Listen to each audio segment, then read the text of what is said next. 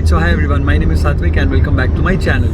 तो घर पे सबको बाय बोल दिया है और हम निकल रहे हैं अहमदाबाद के लिए और मेरी फ़्लाइट कल है अहमदाबाद से। आज सुबह मैं अपना RT-PCR टेस्ट जो हमें देना ज़रूरी है उसका सैंपल मैं दे के आया हूँ और इसका रिज़ल्ट मुझे कल मिलेगा। अब अगर आप निकलते वक्त आपकी RT-PCR की बुकिंग करवा रहे हो तो एक चीज़ ध्यान में रखना कि आपकी जाने की डेट से पहले कोई भी पब्लिक हॉलीडे ना हो।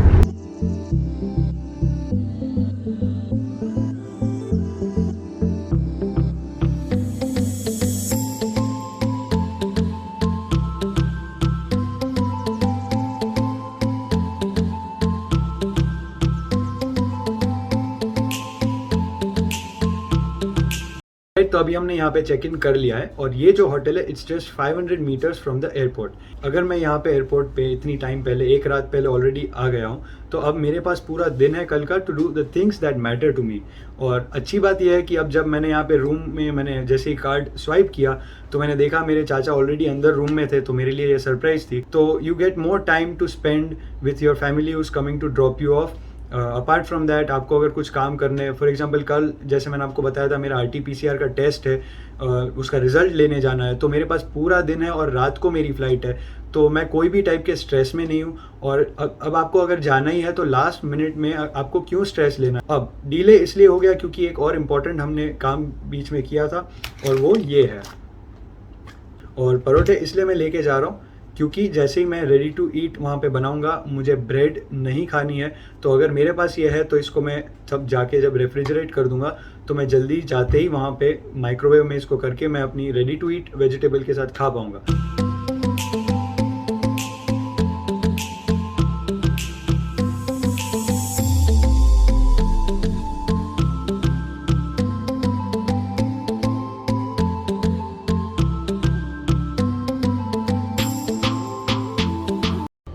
तो इंडिया का लास्ट लंच अभी हो गया है यहाँ पे, और अभी इस टाइम में जब मैं लंच कर रहा था उतनी देर में जो शकील भाई है जिनको आपने पुराने वीडियो में भी देखा था, वो जाके मेरे बिहाफ पे मेरा कोविड नेगेटिव रिपोर्ट कलेक्ट करके आ गए हैं। अब इस रिपोर्ट पे स्टैंप लगवाना ज़रूरी है जो उन लोगों ने नहीं किया था, इसलिए उनको इंस्ट्रक्शंस थे कि वो मुझे पहले कॉल करें, और कॉल करने पे मैंने उनसे वेरीफाई किया कि स्टैंप लगाया है या नहीं, तो उन्होंने बताया कि स्टैंप नहीं लगाया था। तो मैंने उनसे रिक्वेस्ट कर दिया कि आप स्टैंप इस पर लगा दो, और अगर आप इस रिपोर्ट को लेके आ रहे हो तो आपको स्टैंप यहाँ पे लगाना है।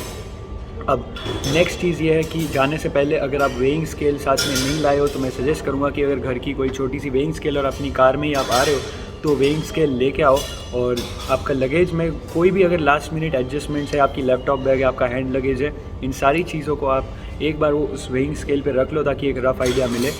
और आने से पहले जब आप आपका सिटी छोड़ के जा रहे हो उससे पहले आप कोई लोकल किराना शॉप पे या कोई भी आसपास कोई होलसेलर जहाँ पे वेट मेजरमेंट का वो स्केल होता है वहाँ पे आप जाओ और एक बार सारा लगेज वेरीफाई करा के आ जाओ, ताकि आपको पता चले कि आपके जो लगेज है वो एक्सीड नहीं कर रहे लिमिट से।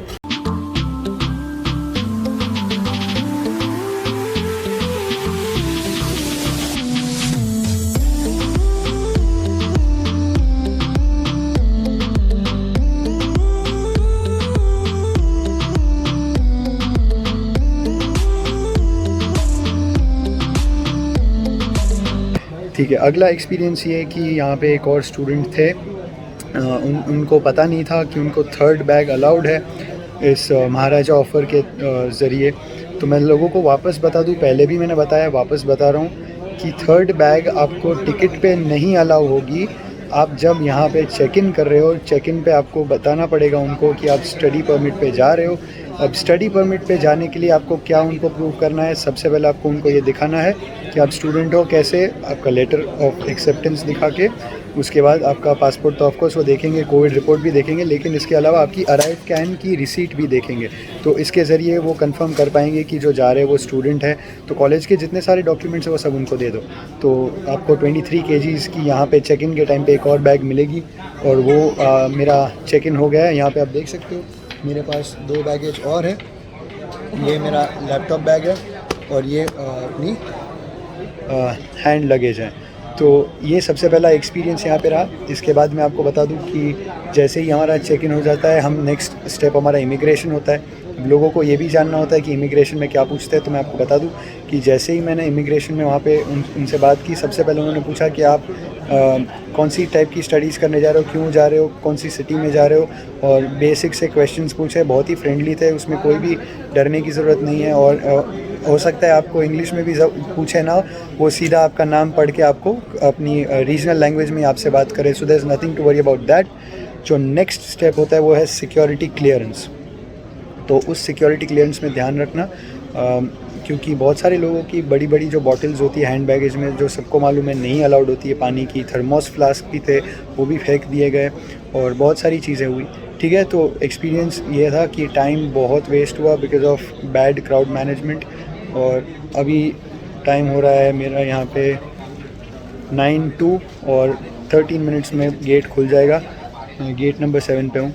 वेट 7 kgs अलाउड है सिर्फ हैंड बैगेज में, और उस 7 kgs में क्योंकि मेरा बैग में भी ओवर वेट हो रहा था, मैंने यहाँ पे पहन लिया इन शूज़ को, क्योंकि इसका वेट ऑब्वियसली ज़्यादा होता है। बट ये आप लॉन्ग ट्रिप में नहीं पहन सकते हो, इसलिए आपको इसको चेंज करके दूसरे वो पहनने होंगे। और वो मेरे शूज़ उस बैग में है।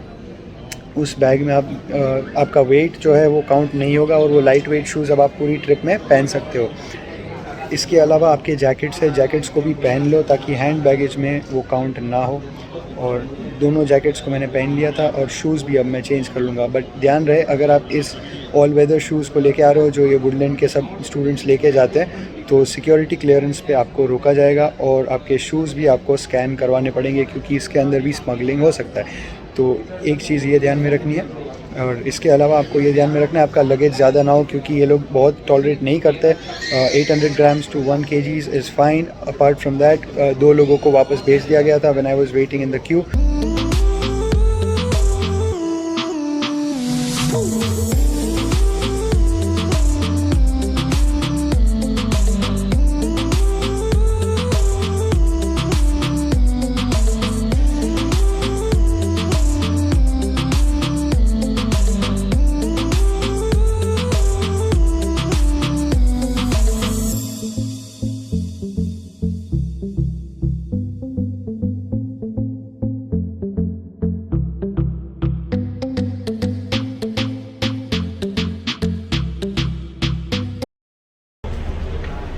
यहाँ पे सब वेट कर रहे हैं, और हमारी फ़्लाइट लैंड हो गई है, थोड़ी लेट हुई थी।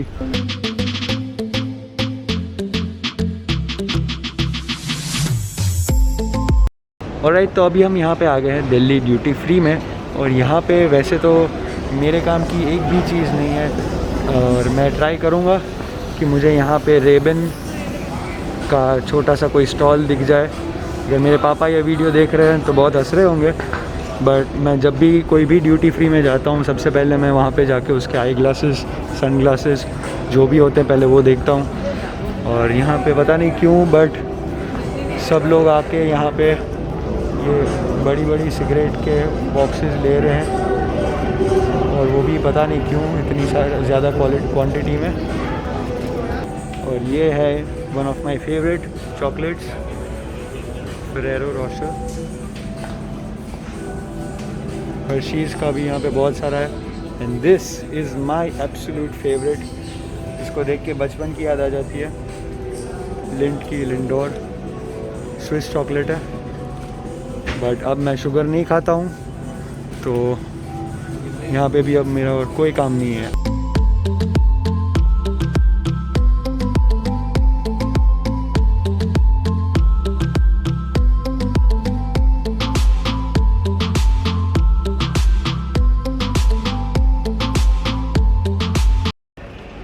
तो यहाँ पे ये एक स्पेशल कियोस्क है जिसको इन्फॉर्मेशन कियोस्क बोलते हैं। अगर आपको आपके ट्रैवल से रिलेटेड यहाँ पे रास्ता ढूंढने में या कहीं पे पहुँचने में या कोई भी और क्वेश्चन है रिलेटेड टू द एयरपोर्ट, आप उनको यहाँ पे पूछ सकते हो। They help you with the directions and all detailed instructions. Alright, तो जैसे ही आपका यहाँ पे डोमेस्टिक फ़्लाइट लैंड होता है दिल्ली में या कहीं पे भी, तो डोमेस्टिक फ़्लाइट से आपको जाना है सीधा इंटरनेशनल ट्रांसफ़र्स। और उस इंटरनेशनल ट्रांसफ़र से देखो, एक सेकेंड, ये रहा सबवे, मैकडोनल्ड्स, और ऊपर फूड कोर्ट है। इंटरनेशनल ट्रांसफ़र्स पे आपका चेक इन होता है और चेक इन के बाद सीधा आपका होता है सिक्योरिटी चेक, जो आप हर फ़्लाइट के पहले करते हो, और वो बहुत टीडियस होता है बेसिकली बिकॉज सारे के सारे आपको इलेक्ट्रॉनिक्स आपको निकाल के ट्रे में रखने पड़ते हैं, बेल्ट निकालना पड़ता है, ईयरफोन्स, चार्जर्स, एवरीथिंग। तो वो प्रोसेस आपको फिर से ख़त्म करना है और उसके बाद आपको ऊपर यहाँ पे आना है जहाँ पे 26 गेट्स है यहाँ पे IGI वे पे। तो यहाँ पे तो 26 गेट्स है, तो आपको ऐसी स्क्रीन्स यहाँ पे दिखेगी, स्क्रीन्स पे लिखा होगा कि आपकी जो नेक्स्ट फ़्लाइट है वो कौन से गेट पे है, तो आपको जल्दी से पहले उस गेट पे पहुँच जाना है।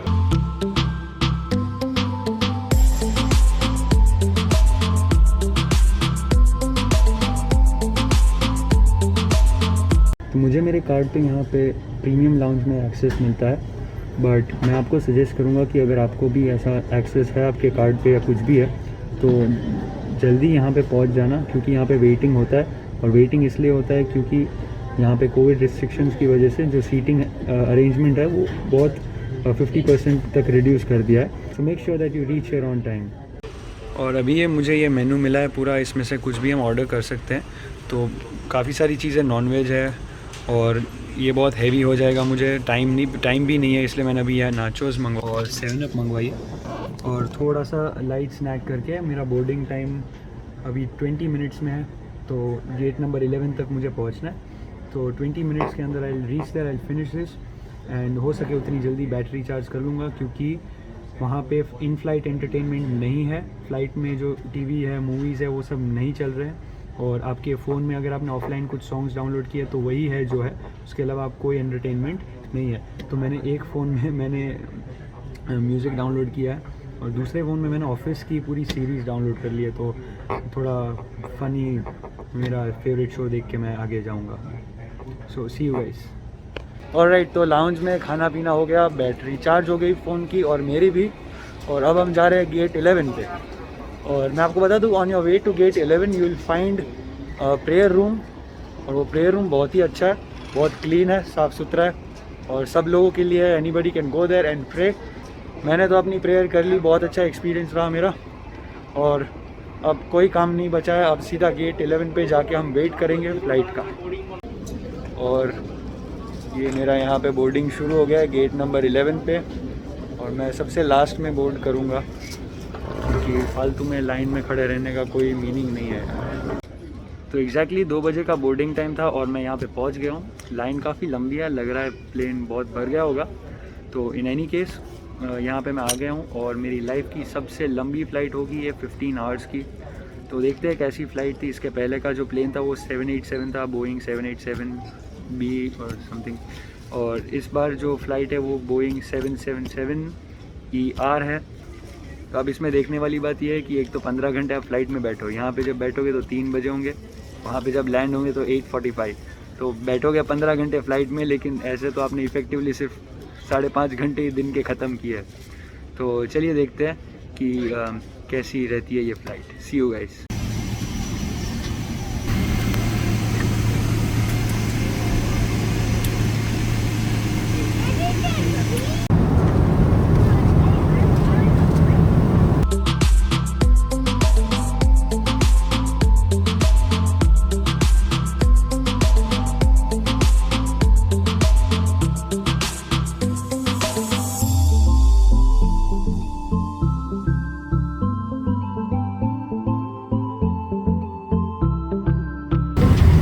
लैंड होने से पहले आपको ये 2 फॉर्म्स मिलेंगे, एक है कॉन्टैक्ट इन्फॉर्मेशन फॉर्म और दूसरा है declaration form.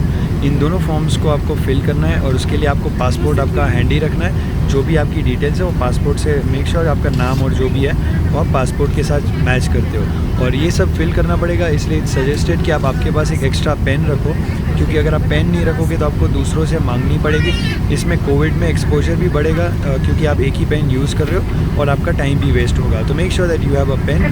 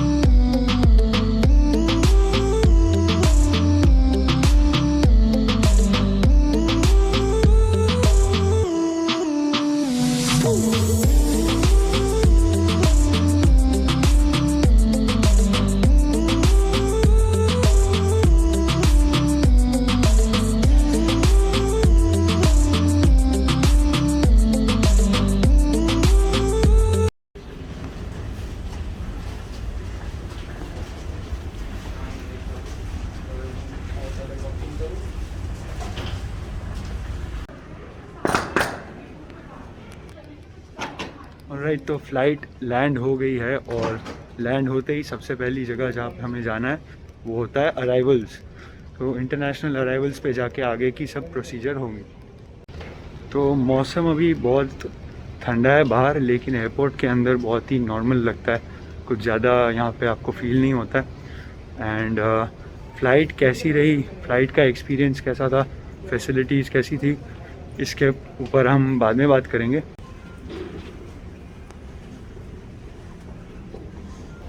And right now we are headed towards the arrivals, like I said before.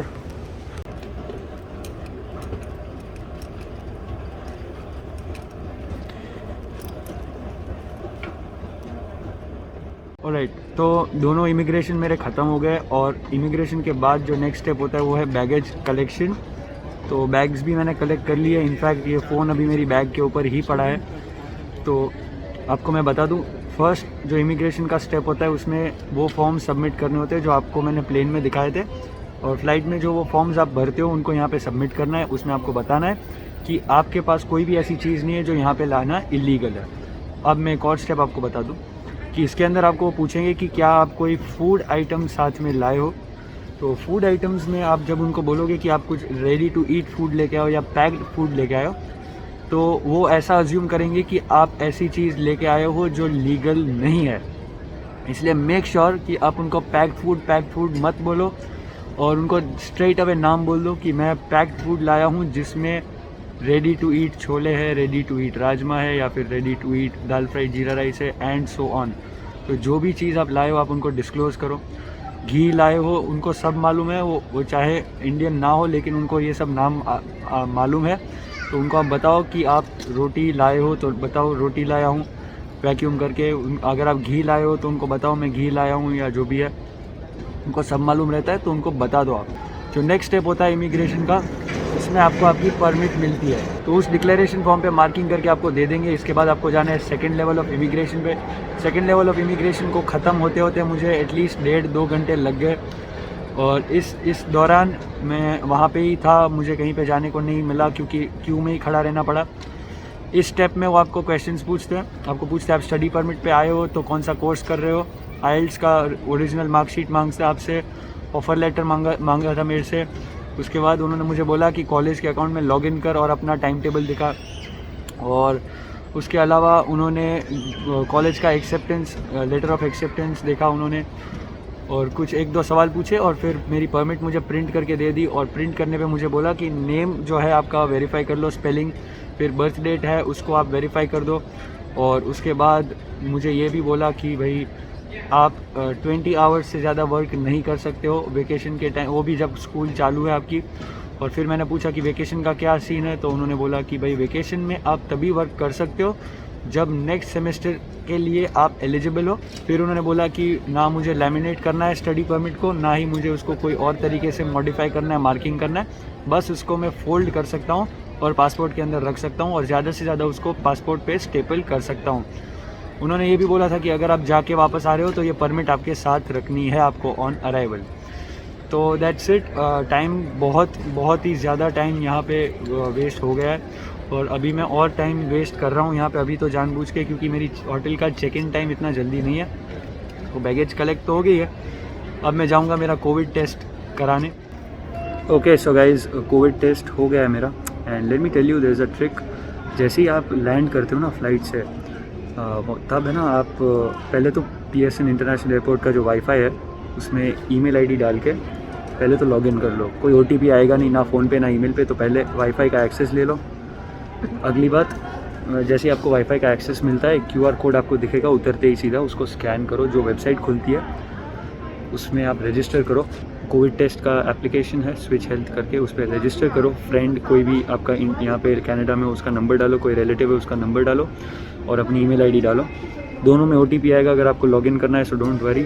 उनका नंबर डालो, रजिस्टर करो। तो जैसे ही आप इमिग्रेशन ख़त्म करके लगेज चेक करने मतलब पिकअप करने आओगे, लगेज पिकअप करते ही सीधा कोविड की टेस्ट कराने आओगे, तो आपको लाइन में खड़ा नहीं रहना पड़ेगा क्योंकि ऑलरेडी आपका रजिस्ट्रेशन हो गया। तो गाइस बहुत टाइम बच गया मेरा वहाँ पे, और मैं टेस्ट ख़त्म करके ऑलरेडी यहाँ पे टैक्सी की लाइन में खड़ा हूँ, जो लास्ट प्रोसीजर है। तो टैक्सी की लाइन आपको दिखा दूँ मैं। तो ये टैक्सी की लाइन थी इतनी बड़ी, यहाँ पे आपको आपकी होटल के बारे में उनको बता देना है। तो जैसे आपकी होटल का कोई भी शटल आएगा, आपको आपके टर्न के बेसिस पे से आपको यहाँ से पिकअप करवा लेंगे। तो चलिए अब जाते हैं होटल पे जैसे ही मेरा टर्न आएगा, और बाकी की बातें वहाँ पे जाके करेंगे। तो ये है मेरी होटल की शटल जो उन्होंने यहाँ पे भेजी है। तो इसके लिए आपको वेट करना पड़ेगा वहाँ पे लाइन में, और जैसे ही आपकी होटल अनाउंस होती है आपको शटल की लाइन में यहाँ पे आ जाना है। And your luggage will be put behind in the car और पिकअप बस और whatever, so that luggage goes there. And it's pretty cold outside, you don't feel it inside the airport, but outside I think it's pretty cold, 2 degrees if I'm not wrong. So make sure that you have a jacket with you, and a very good jacket. Alright, see you in the hotel.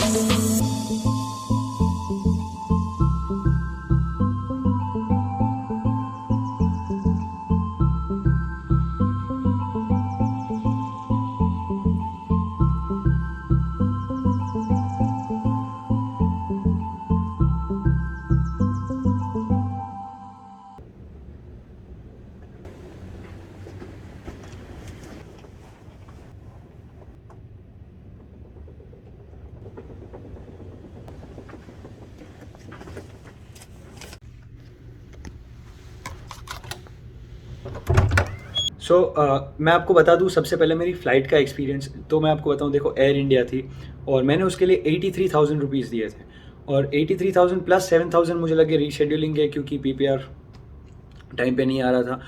तो rescheduling के 7,000 अगर इसमें add करो तो 90,000 की मेरी ticket हुई थी एयर इंडिया की।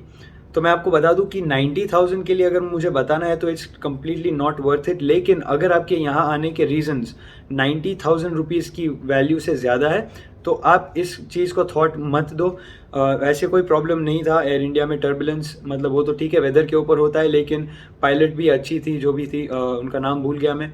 सो minimal turbulence throughout the journey.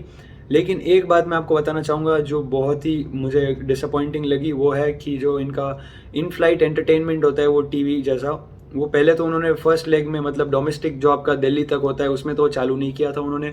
और मुझे जब रीज़न मैंने पूछा तो बहुत ही उट पटांग सी बात की थी मेरे साथ। लेकिन जब दूसरा जो लेग था इंटरनेशनल लेग, उसमें कुछ के चल रहे थे कुछ के नहीं चल रहे थे, और मेरा तो जो इन फ्लाइट एंटरटेनमेंट का जो डिवाइस था वही चालू नहीं हो रहा था। बाकी सबके चालू हो गए थे, लेकिन उसमें अंदर बिल्कुल भी कंटेंट प्ले नहीं कर सकते थे, सिर्फ एयर इंडिया का सिंबल आता था और कुछ लोगों के कंटेंट चल रहे थे। तो एकदम हैफाजार्ड मैनर में ये सर्विस अवेलेबल है। तो 15 घंटे की फ़्लाइट है, तो आप अगर आ रहे हो तो मेक श्योर आपके मोबाइल में ऑफलाइन डाउनलोडेड सॉन्ग्स लेके आ रहे हो, मूवीज़ सीरीज़ जो भी आपको देखना है, बुक्स लेके आओ साथ में।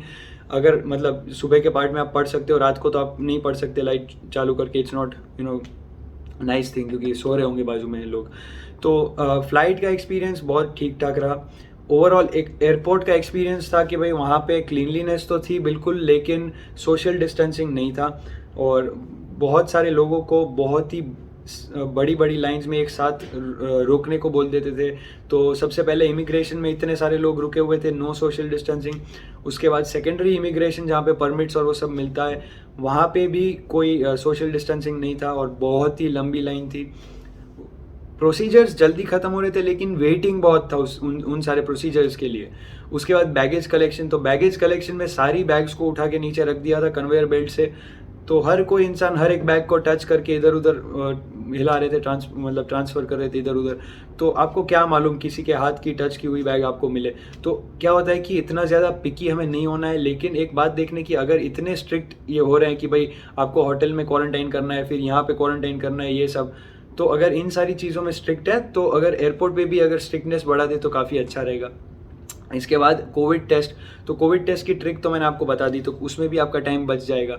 और मैं आपको बता दूं कि इसके अलावा वहाँ पे आपको और बड़ा सा वेटिंग करना पड़ेगा जब आपका पिकअप होगा।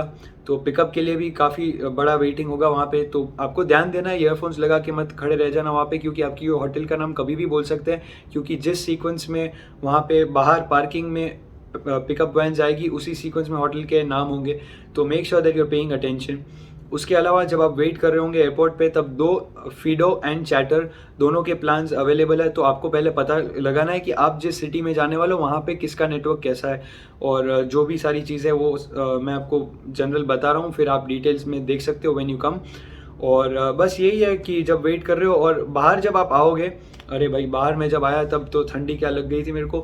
एक जैकेट पहना था मैंने, लेकिन you know I felt like कभी कभी नहीं हम बिग बाज़ार में या कोई मॉल में घुसते हैं तो ऊपर से वो ज़ोर से एकदम हवा आती है ठंडी सी, ये वैसा ही था। लेकिन ये कंटिन्यूअस था, जब तक आप चल के पिकअप वैन तक जाते हो, आपका जो लगेज है उसको लोड करते हो, तब तक इतनी ठंडी, you know sweet, it was a sweet pain, अच्छा लग रहा था, मज़ा आ रहा था। यू नो कनाडा की ठंडी कभी एक्सपीरियंस नहीं की थी, सिर्फ सुना था उसके बारे में, तो काफ़ी ठंडी थी। फिर जब पिकअप वैन से भी उतरे तो कान मेरे को फील नहीं हो रहे थे मेरे, और बहुत ज़्यादा ठंडी थी। एक जैकेट पहना था वो भी सिर्फ इंडियन हमारा। तो it was a good experience overall. मुझे कम्प्लीटली पहले से लास्ट तक देखो तो 5 आवर्स लगे मुझे, एग्जैक्टली 5 आवर्स लैंडिंग से लेकर के होटल के रूम में आने तक। तो इस 5 आवर्स की जर्नी में मतलब अच्छा एक्सपीरियंस हुआ। You know it was every moment was you know like a celebration, क्योंकि इतना साल मतलब 1.5 साल वेट किया और फिर जाके आज आप फाइनली यहाँ पे आ रहे हो। तो यू नो ये 5 घंटे में ऐसा तो नहीं लगा कि यार टाइम वेस्ट हो रहा है या अरे यार किधर आ गए, एक एक मोमेंट में ही was a surreal feeling. So thankful to God कि यहाँ पे फाइनली मैं पहुँच गया हूँ, और आगे की जर्नी भी मेरी वही संभालेंगे अगर यहाँ तक लाए हैं तो। और आप भी अगर अभी आपके पासपोर्ट का वेट कर रहे हो, स्टैम्प होके आने का या फिर पेमेंट लिंक का, या जो भी प्रोसीजर में आप हो, जल्दी से जल्दी ख़त्म हो जाए, ऐसी मैं आपके लिए बेस्ट विशेस करूँगा। And I hope you like this vlog, और मेरे साथ पूरी जर्नी आपने भी एंजॉय की। So thank you so much and see you guys now.